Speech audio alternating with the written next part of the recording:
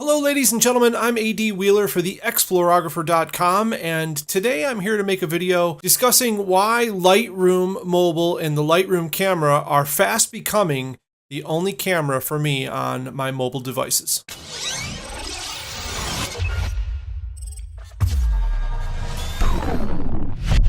Okay, so chances are, if you're a photographer, you're probably using Adobe CC and the photography package, which is only like $9.99 a month. If you're a photographer and you're not using that, I could go into a long discussion about what I first thought about the subscription device when it first came out and how I feel about it now. The way I look at it now is that if I'm a photographer and I need the tools for $10 a month, it's like the price of a Hulu or Netflix subscription. So what's the matter with you? You're kind of putting it on the level of my photography is not worth like more than my entertainment is, which is kind of strange to me. So I highly suggest you get it. And today I'm going to show you another reason why it can be really awesome for your travel photography. And it's through the use of Lightroom Mobile. Now, Lightroom Mobile has been upgraded as of late. They've done a lot of things to kind of boost its usefulness, and one of the big ones is actually being able to shoot in Adobe DNG or RAW format on pretty much any device. So now you can, if you're on an Android device like here on the right, or an iOS device here on the left, Lightroom supports DNG. So I want to show you today how you can take your devices out, shoot with them, and then automatically have everything that you shoot sent back to your home computer for editing and all-around sync between your devices. So first off, you're going to want to go to the App Store. You're going to want to get Lightroom. It's totally free. Just pick that up.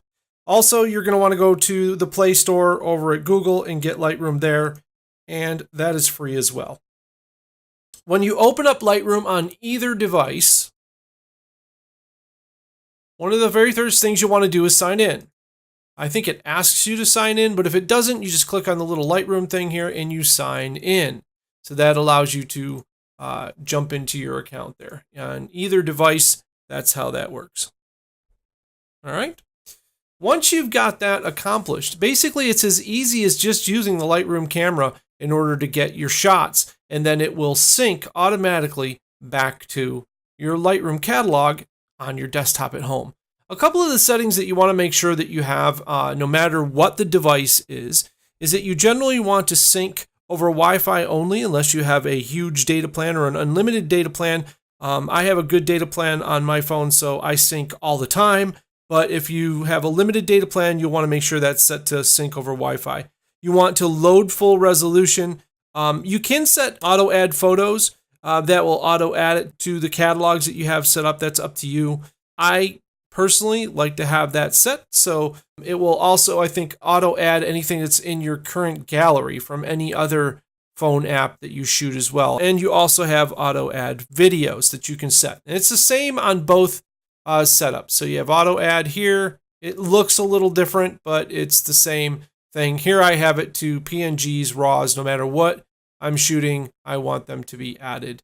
In Collections Overview, you can set a collection as the import target for any new photos taken with the device camera. So that's worth noting because that's going to be important for sorting everything out. So let me show you how I set up my devices to sort everything out.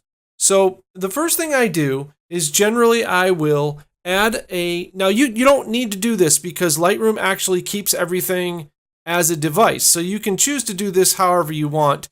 I'll show you two ways. First off, let me add a photo from my camera roll to Lightroom Photos here on iOS. Okay, so here I am in my camera roll. I'm just going to pick a couple of photos here to add. We're going to select that guy, and we're going to select that guy, and we're going to go ahead and add two photos. And what you're going to see is that in Lightroom, it's going to go ahead and add that to the base catalog. Now, if we go back and we look at our desktop right now, so let me just pull up our desktop real quick here. Here's our desktop. If we go down to our collections, you should start to see things appear from Lightroom Mobile. It takes a while for it to sync the first time. If you're not getting it to sync, always check the Dropbox up here, and there you can see those two photos are coming in. Now, it goes to two places. It goes to the Lightroom mobile here if we set a collection for it. And it also will appear here as the actual device. So here we have the device, which is my iOS device, is called the Explorographer. And here are those 2 photos that I just added. So this is okay to do it this way. I kind of like to do it in collections, but it's totally up to you. You don't have to. If you want to do it in collections, there's a couple extra steps. Let me show you on iOS first.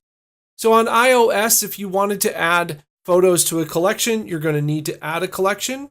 So I highly suggest that when you do this, you name it what your device is. So let's just get rid of that right there. And I'm just going to type in LR Mobile and then the name of my device, which is iPad. Now, what's cool about this is that everybody in your family could get the Lightroom app. You could sign in everybody to that account and they can go and shoot, and all of those photos end up in their own nice little collection. So you can sort things and have it all set up. And now you can see here that Lightroom mobile collection appears. And if I look over on my desktop, it should start to appear here in the From LR mobile. There it is, and it's appeared. So no photos in it yet. So it's empty. But if I want to add some photos, what I can do is go ahead and I can set this to the auto add. So if I set auto add, that means every photo I take will automatically go to that collection. So I want to do that. So I'm going to select that, and new photos. From now on, new photos in your camera roll will be added to this collection. So I'm going to enable that. Right. All right. So now if I take a photo with my iPad, it will appear there. So before we do that though, let's set up Android to do that. And I have a photo shoot all set here to add. So let's do that with the Android device. So let's just put this in. There we go. It looks more like a pad. This is just my phone now. So now you can see that LR Mobile has already appeared on my phone, so I know what photos are on my iPad, which is very cool.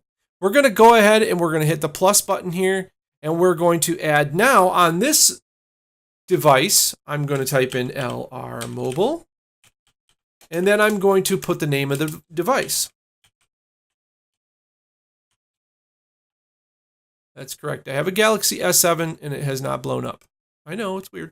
Okay, so there we go. We've got that. And now if I click the 3 dots here, I can hit the auto add, and now all new photos will automatically go to that collection.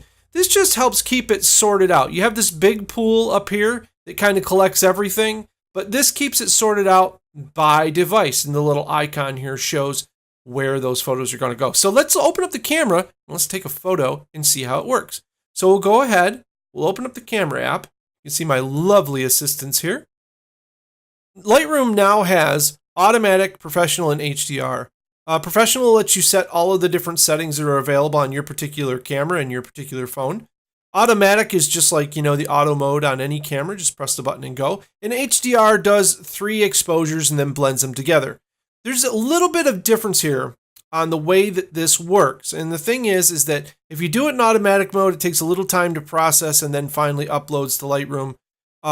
Pro seems to go the quickest for me, so because it's just a raw file, I think. And HDR takes the longest because it has to combine the files. We'll go ahead and make the bobblehead our main subject matter, so we'll focus on that. And take an HDR shot. Okay, let's exit the camera. Now it'll take a little bit of time for that to appear here in the folder. So we'll wait on that and we'll jump in there and take a look at that in just a second. Okay, so there we go. The file is imported. You can see it appears up here in the Lightroom Photos collection and then also down here in the LR Mobile Galaxy S7 collection. And if you look really quick after that happens, you'll see the little cloud here starts to have 3 dots that appear over it. If you click on that, it just tells you that that photo is uploading right now to your main catalog. So if I exit out of here, let's just shrink this down, and we come out here and we look at our main desktop version of Lightroom. You can see here that both of our collections are here. There's no photos in either one. Of course, we don't have any on the iPad. I'm going to add some on the iPad just quickly. I'll show you here on the desktop. I'm going to just do this off screen, but we'll go ahead to the iPad and we'll add a few photos from the camera roll to it just so you can see them appear. We'll choose 2 completely different photos. Yeah, let's do some clouds and some flowers. All right, there we go. Now I'm adding 2 files on the iPad. I just put them in the actual LR Mobile iPad folder. Okay, so those are being added now. And I think our import is actually done. Here's our import from the phone. So up here in our main section, like I said, you don't have to arrange these in actual collections if you don't want to. I like to. That's just my personal preference. But I like to add them up there. For me, it basically allows me to keep everything sorted. So I have the collections down here that keep them all in one place. So we're waiting on the iPad to sync, but you can see that the mobile, the phone has synced up properly. And if we look in here, we can see the photo. It is in DNG format, which is nice. So you're all set there. Now I will show you something really, really cool. Because this is like a live sync sort of thing, if we open up our phone again, if we go ahead, you can see that already our iPad photos have shown up here on the Android. But if we go in here to the Android folder, to the Galaxy S7, if we open that up and we edit that photo, let's just go ahead and open that to edit it. All right, so we're going to go ahead and open this to edit it. Let's make some adjustments to this photo.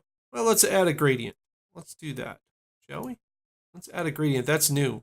So you can see a gradient here. We'll go ahead and get that all set in there. And in the gradient, we're going to pull the highlights down. So let's click the highlights and bring them down in the gradient. Thank you. So you can see that we start to see the back of the light here. Let's pull our exposure down here too a little bit. I don't want to make it too obvious, but let's just see what we can do with this. Look at that. So already I've pulled quite a bit of dynamic range out of this photo. So let's get out of the gradient now and just go to our standard adjustments, and let's now pull back the highlights a little bit more. Okay, good. And we will add a little bit to the exposure, just to lighten up the front of this a little bit more. So that's pretty balanced and just a bunch of adjustments. But let me show you what happens. Once we've gone ahead and done this, those adjustments can be synced. So I'm going to go ahead and sync those. You can see the little dots going here. And if I go look at my desktop, in just a few moments, what you'll see is the photo will actually change.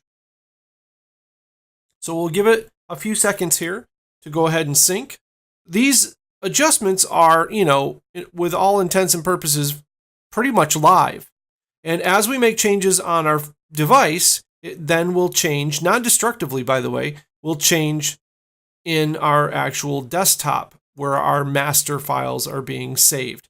That's the biggest thing about this, is that it's a backup of your phone automatically, because these files are being moved to your catalog here on your home system. So after this syncs up, which I think there's some photos actually waiting to be synced too. So let's just go ahead. There they go. So there the adjustment just went, and you can see that darkened up nicely. Now, if we have any presets that we really enjoy, we can go ahead. So let's do that. So we have that nice kind of glow going on. Let's go back to our phone.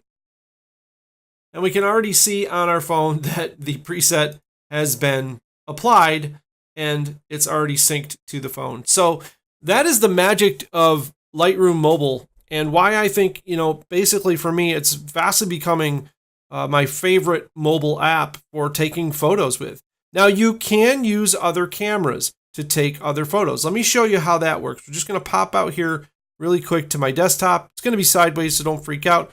We're just going to open up another camera app. So let's just open up something else here. Let's do a better camera from Elements. All right, since we haven't moved the camera in this app, we're going to go ahead and add something to it. Let's just add a little Lego brick there. And we're going to focus on the Lego brick. And we'll take our photo. Now this is with a third-party app if you'd like to get it into Lightroom Mobile. You can see that Photos has now taken that shot. And if we go back to Lightroom Mobile, you can now see that because we've added this as the default place to put our photos, our apps are automatically putting our photos in Lightroom for us. So you don't actually have to use the Lightroom camera, even though I do like it, and it's simple, and it's built in, and I highly suggest it. You can use any camera app that you want on your phone or iPad and have them automatically go right to Lightroom for editing. I think I like the Lightroom camera mostly because it has RAW automatically, and only some apps offer RAW on the iPad, iPhones, and Android. So anyways, guys, if you really enjoyed this video, if it helped you out at all, please consider subscribing to my channel, like this video, ask any questions down in the comments, and check out my Patreon channel. You'll find in the description of this video always a link there. If you're interested in basically having me as a mentor, whenever you have questions like this, you can get them answered. Feel free to check me out on Patreon. For as little as $1 a month, you can get exclusive content that you can't get anywhere else. All right, guys, that's a wrap. I'm AD for the Explorographer.com, and we will see you guys in the next one.